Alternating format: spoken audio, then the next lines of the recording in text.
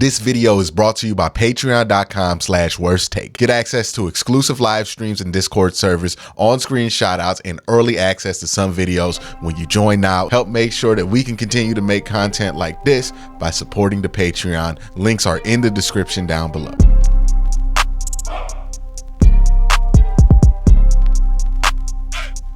Day two, I think, kind of caught us by surprise, the two players that they took there. Not really guys that a lot of Browns fans or a lot of Browns media were expecting them to go for because of those guardrail reasons. Day three was a little bit more interesting. They picked DeJuan Jones, who was all over everybody, from not on the board to first to second round grade to right about where he went in this year's draft. People were all over the place on DeJuan Jones. There's some concerns there about his weight, right? Like, he came into the combine at 375, and I'm pretty sure he measured in it more at his pro day. And then also he didn't test it at his pro day. He said, chose not to test. Yeah, and then he did the interviews talking about how he would rather be in the D League or something like that than in the NFL. So he had himself a hell of a pre-draft situation there. But you go back and you look at him at Ohio State, he was really good for them, right? Now he's giant, 6'8", 6'9", like close to 6'9", right? Closer to 6'9", and he's just a flat 6'8". And he's going to be playing probably close to 300, 400 pounds there. What do you think about the DeJuan Jones pick there? I know I have my thoughts on it, like thinking this is a developmental pick, and if you're going to take a chance, you're the team that can kind of take a chance on the DeJuan Jones, because this isn't a situation where you're drafting a Perion Winfrey and you're throwing them into a room with no veterans and no real like leadership there, even when it came to the coaching staff in that position group. Here it's a little different, where you got Bill Callahan here. And you have some vets in the room who could teach him how to be a pro, who have been all pro before. So, what do you think about that DeJuan Jones pick there? I think it caught some of us. It shouldn't have caught us by surprise, but it did. You're right. He is. He's everything I think they're afraid of. I'm just going to kind of dance. I think that this was a highly debated pick inside the offices. I'll leave it at that. I've gathered that from some smart people. That he is, to your point you just made, a fantastic athlete for his size. And his size is, you're talking 87 and a half to 87 and 7/8 wing. Like I was just talking about Ika. He's like a 75 wingspan. I'm talking about 87 and 7/8, so 37-inch arm, essentially. That's bananas. Almost 12-inch hands. He is a freak of nature, like in terms of size, but he's an athlete. Huge basketball background. And that basketball background is still there. Like you just mentioned, he is still very much, I put it this way. I think he figured out he was 6'8", and people saw him he saw himself as a basketball player. Then he got real big because his body, he's a big dude. And they're like, hey man, you should be playing tackle. And he's good at it. I mean, this guy, again, didn't give up a sack last year. He played 40 games, started 26 at Ohio State, 25 at right tackle, played a little bit of left tackle early in his career. He was a third-team All-Big Ten guy in 21 and 22. He was a second-team All-American, third-team All-Big Ten, which is a little weird. But he missed only one game with a groin injury last year. He's been on the field. He's been good. Didn't give up a sack at all last year against some nice pass rushers. And the thing with him is it smells pretty similar to what they're dealing with Jedrick Wills, which is, we think he's talented. I mean, this guy, Senior Bowl, he blew up the Senior Bowl the first day, and then he was gone. He just left it. Some weird stuff there. There's some stuff off the field that is making people uncertain. Yeah. Like, he doesn't love football, and he is lazy, and his weight is a problem, and they're nervous about that. Like, I don't know. I don't know the whole story, and I'm not even going to try to pretend, but go look at his draft video like there was no one there. It's like, I think he is an interesting person, and the interesting person stuff, which again is not the end of the world for some. I'm not here to tear him down. He is who he is, but you're wondering why on earth is a guy that was an All-American. He gave up no sacks. He was at Ohio State. He's 6'8". He's huge. Why is he there at pick 111? That's why, because teams are scared of who he is and does he even enjoy football. There's the question of like, And I asked this question, and the reason I brought up Jedrick Wills is Tuesday is the last day for fifth-year options, and we don't know. Traditionally, the Browns have said every fifth-year option has been answered before the draft. It's Tuesday, again, this upcoming week, and we don't know. And Jedrick Wills, I think, is an enigma for them because he is a similar type. So much talent. All the talent in the world. A Pro Bowl, all-pro level talent player who cannot finish plays, acts like he doesn't really love football, doesn't have a burning desire to do the right things on every single snap. And I think there's a real fear internally that this is the same type of player. Now, taking Jedrick Wills 10th, taking DeJuan Jones 111, very different, right? It's less risk. So I don't mind the risk because if DeJuan is – I'll put it this way. I listened to a podcast the other day on The Ringer, which was really good. I only listened to Ryan Russillo, who's a guy I really like. And he had Kevin, I can't remember, I think it was one of the Ringer's draft guys on, and it might have been Kevin Clark. And they were talking about Greg Hardy years ago with the Cowboys. When they went to Ole Miss, scouts went to Ole Miss, they'd be like, he wasn't even at practice. This guy wouldn't practice. He would come to some practices here and there, play. They're like, he said, I know for a fact there's also a top 20 receiver in the NFL right now who is the same way in college. He didn't go to practice. He was here and there, whatever. He gets to the NFL though. The money is the driving factor. And sometimes that is how it goes. You're taking a risk on guys who have been usually enabled, coddled, loved, best athlete they've ever been around, maybe from their town. And sometimes different people, different strokes, different folks, they can take that in a way that you don't want them to take it. And that causes bad habits and some things like that. So I guess what he was trying to say is there's more risk in the draft from these character standpoints than anybody knows. There's a lot of them. But what you hope for is that you get them in the right organization with the right culture, and then you can take them and build them into making good decisions. And obviously the biggest factor of all, Quincy, money. This is my livelihood now. It's my money on the line. I think where you draft that player is very important, right? Jed Wills 100%. Going 10th overall, probably not the greatest thing in the world for him, right? You look at even like another guy who this guy kind of reminds you of. This is a blast from the past, 5-star from years ago. Robert Nkemdiche, right? Yep. Still got taken in the second round despite completely demonstrating he had no interest 100%. In playing football 100%. For 4 years at Ole Miss. But still went in the second round, still got decent money, ended up just not caring for the rest of his career, right? So the question is going to be like, hey, that 4th round money is not great. It's not like nothing, but it's not great. So is he motivated to make more?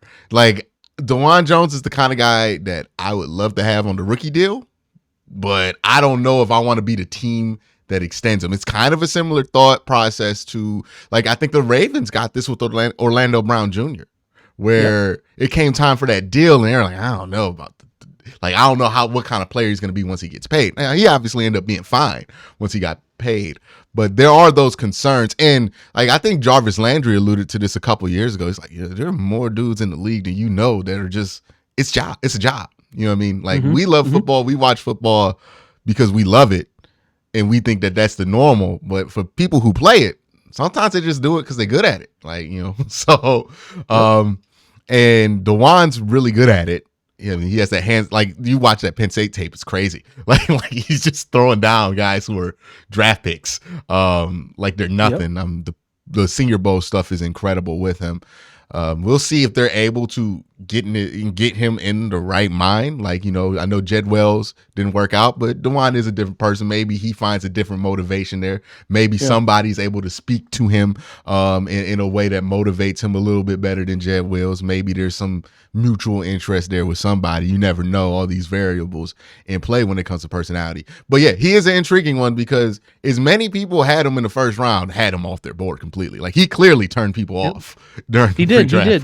There's no doubt about that. The stuff here was making people nervous all along because he started as a first round guy in the process early, and then as people got more meetings with him and more time with him and more of their meeting information trickled out to guys who write up the important athletic, type of, whether it's Danes or NFL Network or whatever, you started to see him slide down boards, right? Guys who were nervous. So he ended up being a second round grade from Dane, but I know that this guy was a first round talent. When you look at him, he is he uses his length, the heaviest of hands. Like, he will bury people in run game. And if you gap down with him, he is going to wipe out a side. Now, the pass game stuff's not clean all the time. It's not perfect, but you got to really, really beat him off the ball and dip that corner hard to give him a fit. And that's because a guy who's 6'8" and can stride like he can as an athletic version of 6'8", 370 is a guy who can recover and still, with his arms being that long, still ride you past the quarterback.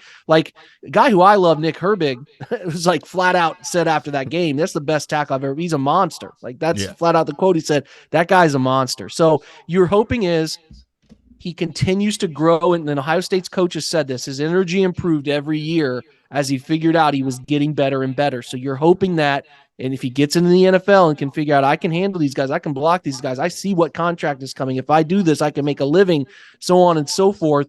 That's worth the risk at 111, because there is clear right tackle starter upside to this player, long-term right tackle starter upside to this player. And that's at pick 111. So it's a good pick. You know, it's rare. The size length is rare. So the goal is to keep his weight between 360 and 375.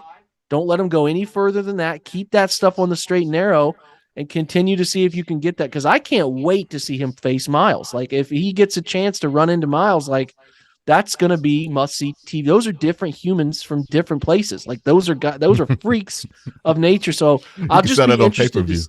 But they should. It'll probably be better than that fight we saw last weekend. But, like, I'm interested, man. And again, I really like the value of where they picked him. So intriguing, all of it. I think it makes sense. And if it all works out, the best thing here is he's the right tackle of the future. And I think that is what their goal is. And they know they have to get cheaper on the offensive line. We'll talk about Luke Wypler later. But there's certainly, you can see a path to this working out for them. But if it doesn't, it's just a fourth round pick, man. So, well, and just to get like the size, like, I don't think people understand how big he is. I think that's Andrew Berry. Like, I think Andrew Berry was one of the guys who liked it, because he was just like, look how big he is, and look how led good the charge. Yeah, he's nicknamed Thanos for a reason. Well, like, and like, just Jonathan Ogden might be the biggest offensive tackle that we remember, and it maybe like Mekhi Becton was what, 6'6", something like that. Like, he was a pretty big dude. Actually, that's a good one to look up to compare, because Becton was massive at college level too. Yeah, Becton was huge. Ogden, I think Ogden was like 6'9", 350. Becton, I think he was around 6'6", 6'7", but like 6'8", almost 6'9", 360. Even if he stays at the lower end of where they want him in the weight, he's probably one of the bigger tackles in the NFL walking in there. Yeah. He is. His size will translate, man, and I still think he's going to overwhelm some guys at this level too. But yeah, it's everything about that pick I like for the right reasons, because you're gambling in a way on an athlete and an upside that I think if it works out, it's going to be so good for the organization if it does, and for him too. So you just hope that's the path it goes down, or you get something decent out of the rookie contract. You know what I mean? Yeah, definitely. See what happens there with Mekhi Becton, 6'7", 364. So he's even bigger than Mekhi Becton, who was massive. He's crazy, man. It's crazy.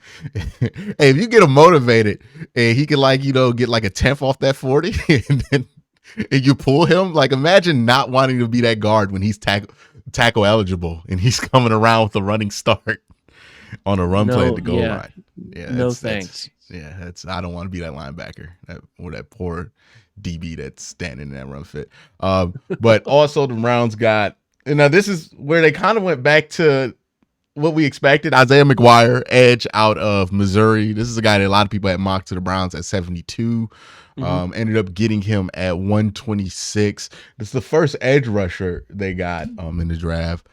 What did you think of Isaiah McGuire versus what was on the board? I think before this pick, Double A went right before either DeJuan Jones or Isaiah McGuire. I think it was right before Isaiah McGuire.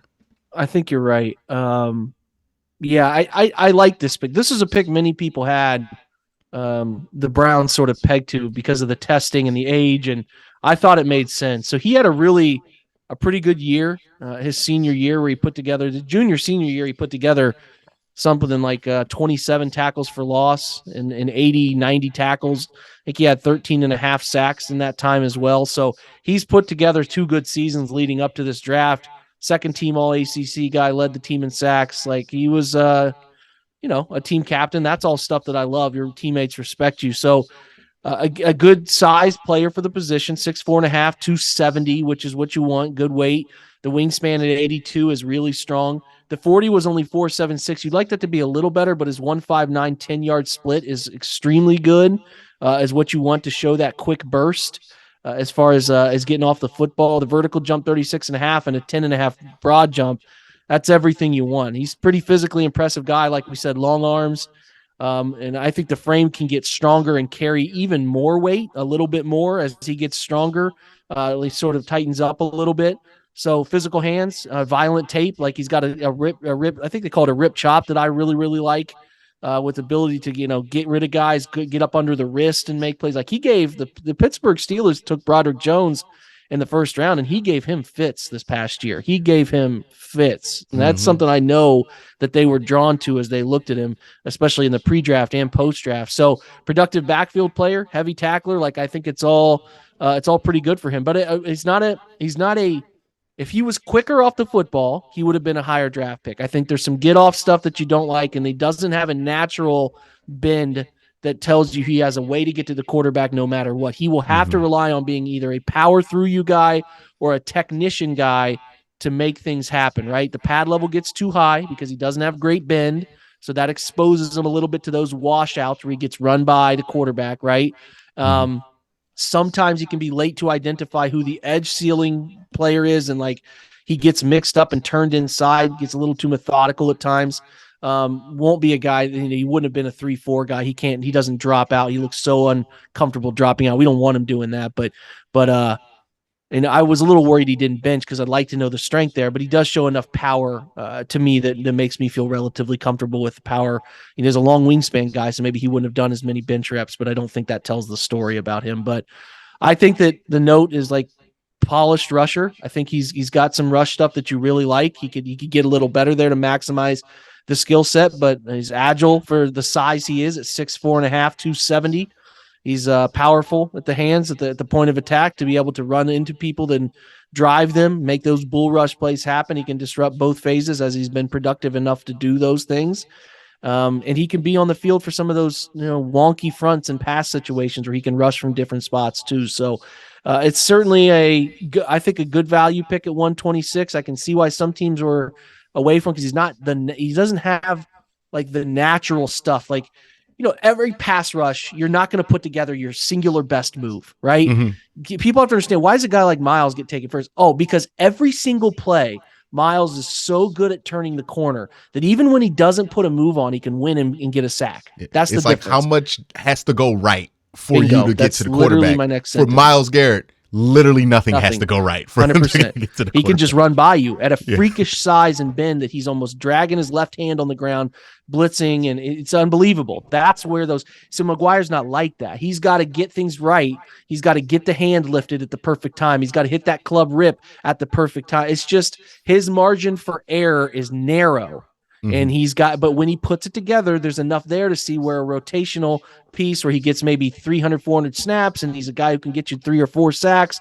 I see the draw there. And I think there's good upside as an athlete, the length, the weight, the height, the distribution of what that body type looks like to be drawn to a player who could be a player for you. I think there's enough there to be excited about him for a future of some sort of meaningful rotation. Yeah, the only thing I didn't love was his 10-yard split, which explains some of the ball get-off issues, right? Yeah. And did he do a broad jump? Broad jump, I don't see one. No, he did. It was over 10. I'm sorry. It was over 10, so that's fine. Yeah. So what you're probably seeing is a bit of a point of contention. So the Browns are always taking edge players who are under a 165, 10-yard split. There were some places that listed his 10-yard split as like a 1.7 something. Yeah, 1.7 really high. Yeah, so what the NFL Combine and all, like I talked to Dane about this because it's listed in several places as a 159. So there was a discrepancy either that happened in there or in recording it or something. Because Dane swears up and down it's a 159. Yeah, because it 40 would to make the more one. sense, right? Because his 40 time was what, 1.747? Yeah, I think the higher 1.7 makes sense, but Dane swears up and down that the 1.59 is 159. right. That 1.59 does not typically something that you see on a 4.7 40, but that's what he swears up and down is the right number based on people he has talked to who recorded it. So I don't know. I wonder if the Browns just split the difference there. Like, I don't think it's Yeah. 159. I don't think it's 172. It's probably like 168 or something like that. Yeah, if it's what is the halfway point of those, like a 1.66? So maybe About 166. they're fine with something like that they still think it's good enough. But yeah, I had a conversation with that Cleve TA who does a lot of data stuff on Twitter about him. Like, well, McGuire's listed here both in the Kent Lee Platts relative athletic score as a 1.59 10 guy, and Dane has him as that too. So I don't know. I'd have to think they probably split the difference there and just said it's right at about that 1.65 number that they typically draft at. Yeah, we would know if it was a 159, right? Like, it's really good. The 1.59 is you could better tell a than the entire 159 class. when somebody runs it. I agree. Because that get off is crazy. Because that's lower than what it's almost about what Miles did, like 1.6, right?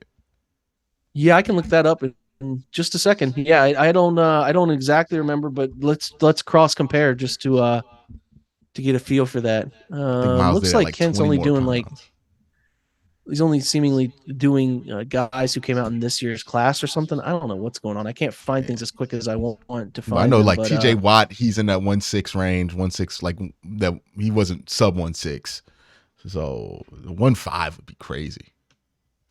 Yeah, that would be. It doesn't quite add up, but I think we're right here in saying they split the difference. Yeah.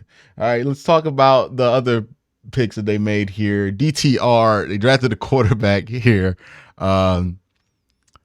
Now, do I think Josh Dobbs is somebody who stops you from getting a backup quarterback? No. But do I think I just don't get the ideal in drafting a backup quarterback, especially when your quarterback's 27?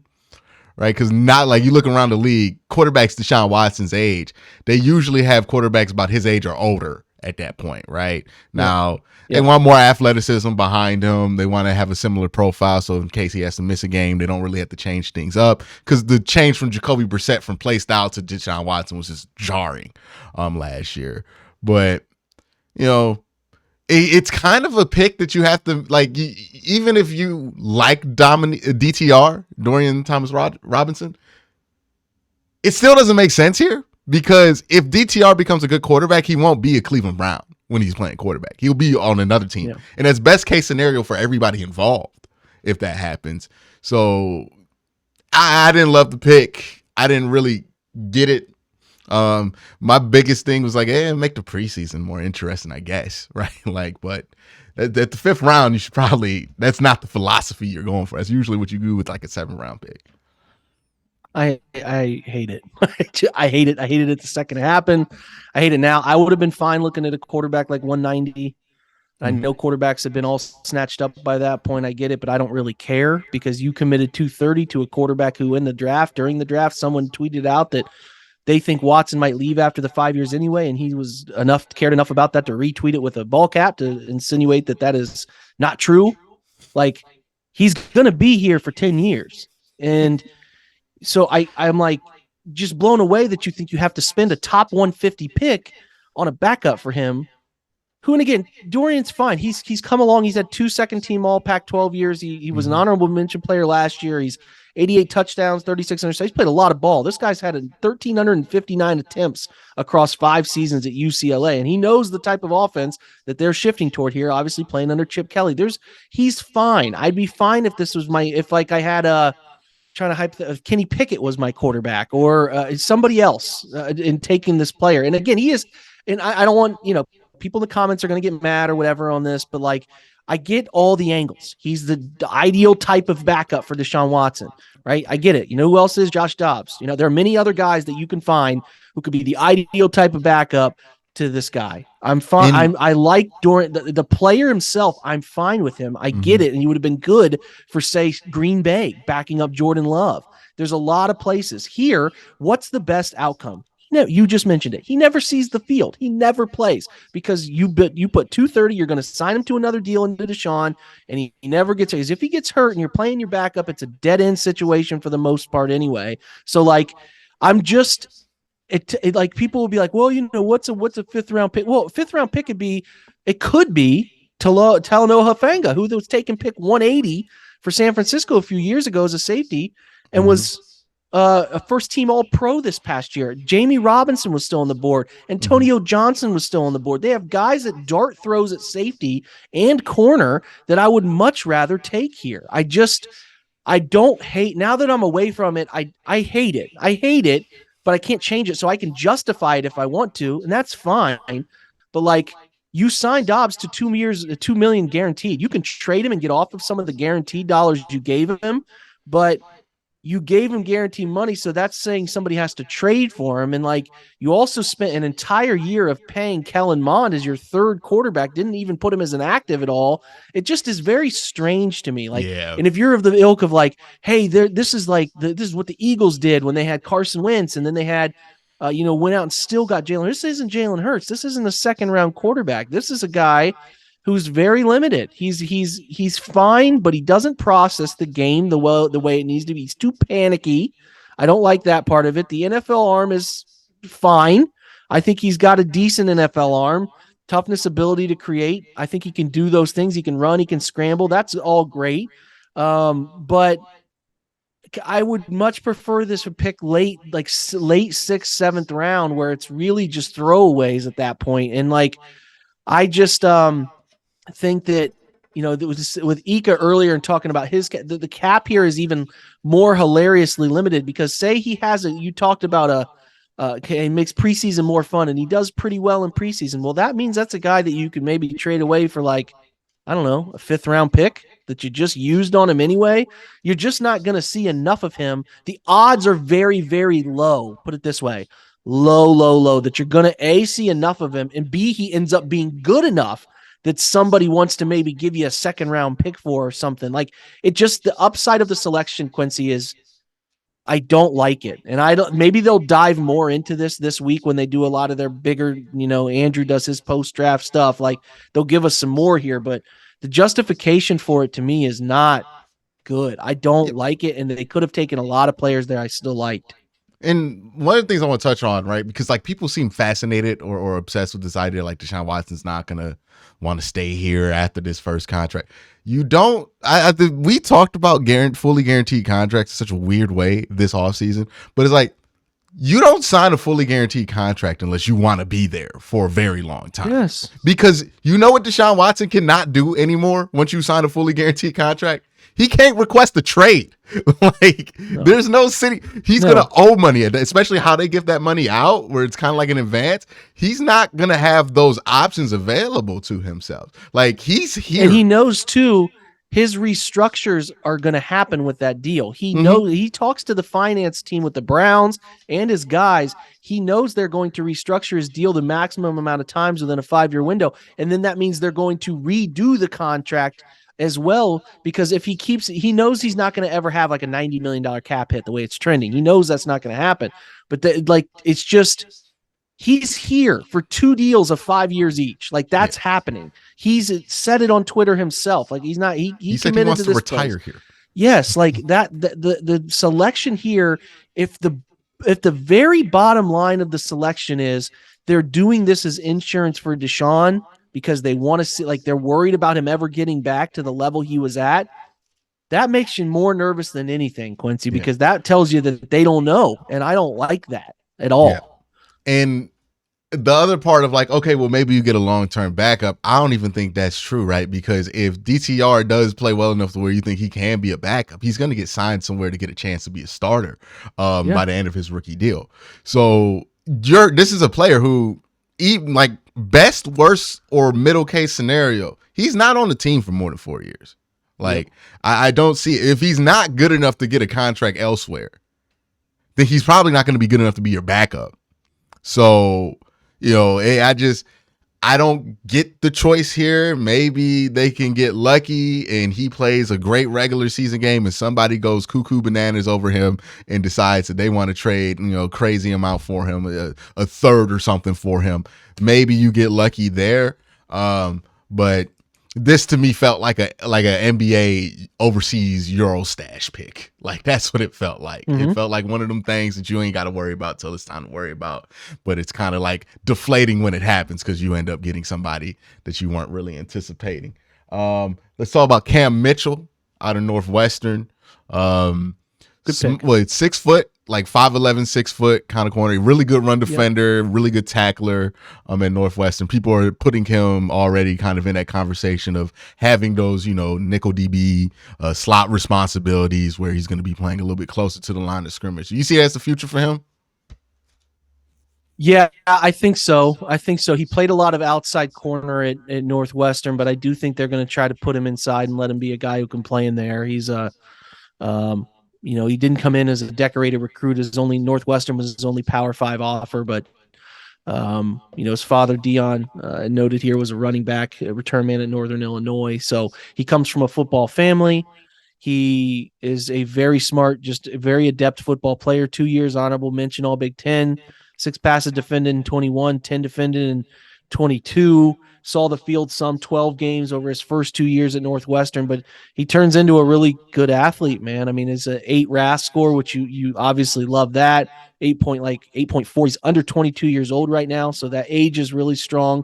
He's 21.6. He's a September 8th birthday, so a young guy.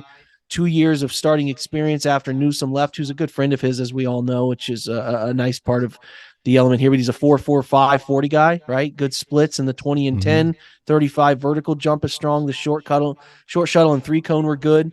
So I think has to continue to keep getting better. I think the eye discipline stuff wasn't as good as it needed to be at times. He'd kind of bite on moves or let people get into his blind spot here and there. But I think, like I said, the athleticism is good enough, the age, his aggressiveness. He has some really strong tackling data when he has played. He has played 100 slot snaps, and the tackling data is pretty strong in there. So scheme versatile player. 10.2 missed tackle percentage on PFF was pretty low. Pretty good there. He'll compete to play the slot this year. I really think he will. I think he's who do you think's going to be in that competition? Because I'm having a hard time putting my finger on who they're going to really want in that competition. I think some weeks they will rotate some people around, and I do think that some guys are going to see some cuts to their snaps this year in terms of outside guys. But I think there will be times where Greg is in there, times where Denzel will chase a body in there, and then I think Cameron Mitchell will be involved and on the field for 20, 25 snaps a game himself. It's a little bit of a hot take, but I do think he's going to find his way onto the field there. Yeah, I think actually of all the guys that they drafted, if anybody has not a significant, but a good role on this team from this year's draft, I think probably Cam Mitchell's the guy best shot to do that. I don't think DeJuan Jones plays in year one. Siaki Ika, we'll see. He's not going to be one of those guys we're going to be talking about, even if he does play well, right? Because he's going to be more of an understated role there. In the wide receiver, I think this is probably the guy who's going to have the best shot to play kind of early because there's nobody in that. The clearest path. Yeah. When it comes to run stop, him and Ika. Yeah, run when it comes to run defense. Run fits and everything else like that. Greg's notably said he doesn't want to do that kind of stuff anymore. Yeah. And I think even though people are presuming he's good with that meeting with him and Rosenhaus where they go to Cleveland and they leave this meeting with Schwartz. I don't think that meeting is hey, you won't do the stuff you did in the slot last year, but hey, we're going to have you play in the slot still. I think it's going to be a team approach. They're going to have a bunch of different guys doing that role. And yeah, he's got a path there where a lot of guys don't. Maybe Wypler and DeJuan have to wait their turn a little bit. Same for Tillman. He'll get his turn. You can certainly see where this draft is for the years in advance, not the next year where they're drafting 2 years out. That theory of 2 years out of a draft. But yeah, McGuire, Ika, and then Mitchell obviously stand out as guys who can get snaps, a chance to get some snaps right away. What do you think about Luke Wypler, Browns' last pick in this draft? I wanted to know the Wypler is another guy who's the fourth ranked center for Dane at the Athletic, which is a fourth round grade, and he gave Cam Mitchell was his 85th overall prospect. He gave him a third round grade, so that's some pretty promising stuff for value people out there that like to hear about that. Yeah, Wypler is fun. He's a center only though, so like you would see this guy. He's not going to play guard. He's not going to be able to do this position fluctuation stuff. To me, Wypler, who I think is fun. I mean, he's Ohio State. He had a pretty nice little run. I think he had just this last year's his first year as an honorable mention All Big Ten. Surprised he came out early. I thought he should have stayed another year. So yeah, he played last year when I think who was the cat that got hurt. He's a generic name. Harry Miller was the guy's name. He was sidelined, so he took over the role. Played 26 games. Started 26 games. I think he got on the field a little bit as a freshman, but short arms, right? You know, you talk about DeJuan having like 37. He's only got 31 and 5/8, so that's not long. DeJuan's like an 86 wing. This is a 77 wingspan, so a little bit similar in wingspan and arm length to Ika, right? So he's not very long, but the bench reps are good. 29 bench reps, short shuttle, 3-coner strong. The vertical jump 30 and a half, 8-10. Like he's a decent athlete. I think he can play the position. Like I think he's sort of stuff. He's bigger than Nick Harris, but he's not Ethan Posich type of long. You know, I think again he'll need to get used to NFL power, as I think that's something that will give him a little bit of an issue as he steps into the league. But the athleticism's good. The footwork and handwork I think are pretty strong, and he should stick at center. I think on a roster, I think the Browns have ideas here that, you know, if he's suited for zone, he can do some of the pull stuff they do in gap scheme stuff, and I think he's a smart guy. Obviously heady enough to work through things at Ohio State, and he starts out as a backup, and I think their hope is that as he gets bigger, stronger, and they put him through their workout structure and get a goal in place for him and get him stronger through his core, he can be a guy that takes over maybe after 2 years, maybe one, but more likely 2 years of Ethan Posich as they try to get again a little bit cheaper on that offensive line. So I like Wypler, and a lot of people liked him in the pre-draft, and again, you see some people with late third to kind of early fourth grades on him, and I see where they're coming from. So fun pick at the value slot that is, but you know, you're asking, well, why is he available? Pick 190. The people are concerned about his ability to handle powerful interior players. He's the not a big body, not long, doesn't have a lot of those elements that you like, but you're banking on him to be able to develop some of those. And again, a dart throw there that I really don't mind. Let's just touch on some of the undrafted guys. Anybody that you think is going to really make a push to make the roster here? 3 guys stand out. Lonnie Phelps, defensive end from Kansas, high energy guy, not a refined product. He's got some elements of his game that are just clearly, again, not draftable, but he plays hard.